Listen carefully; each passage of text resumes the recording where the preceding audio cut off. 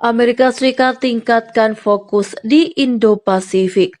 Marinir siap tempur diterjunkan di Australia Utara.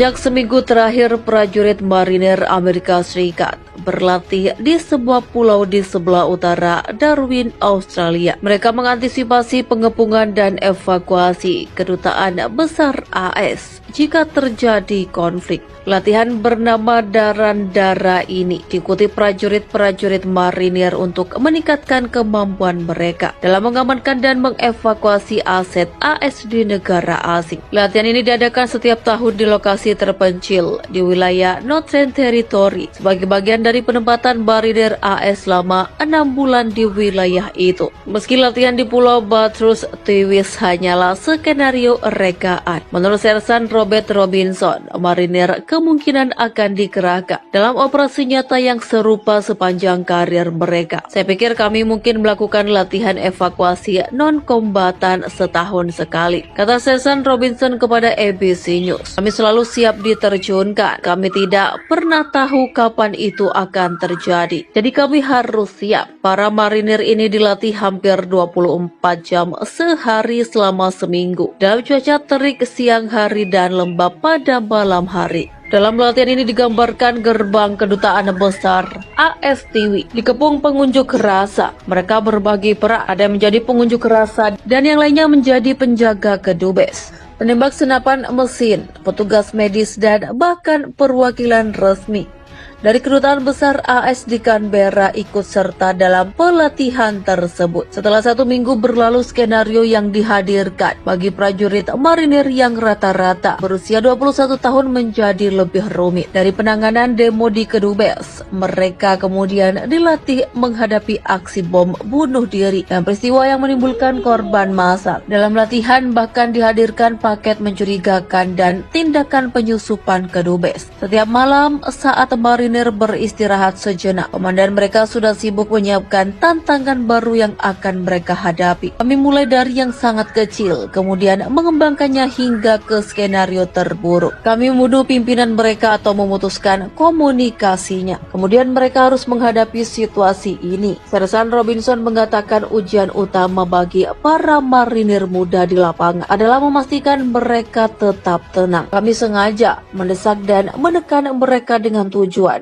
apakah mereka ini bisa terprovokasi. Sersan Jacob Sullivan yang mengawasi tim penembak mesin selama latihan mengatakan operasi keamanan dan evakuasi mengharuskan marinir untuk memiliki pola pikir yang berbeda dari yang mereka lakukan dalam situasi pertempuran biasa. Dalam situasi seseorang yang memukul-mukul pagar kedutaan dengan tongkat, ada seorang marinir bertanya, apakah kita harus terlibat? Ujar Sersan Sullivan. Jawabannya tidak, karena orang itu berada di balik pagar. Dia warga sipil dan Anda akan menghadapkan senjata dengan tongkat. Anda harus memikirkan kekuatan yang Anda gunakan dan kekuatan yang mereka gunakan. Tambah Sersan Sullivan. Pelatihan ini merupakan kegiatan tahunan Marine Rotational Force Darwin, yakni pelatihan 6 bulan yang merupakan implementasi kesepakatan antara AS dan Australia yang kini memasuki tahun ke-11. Pada tahun 2022,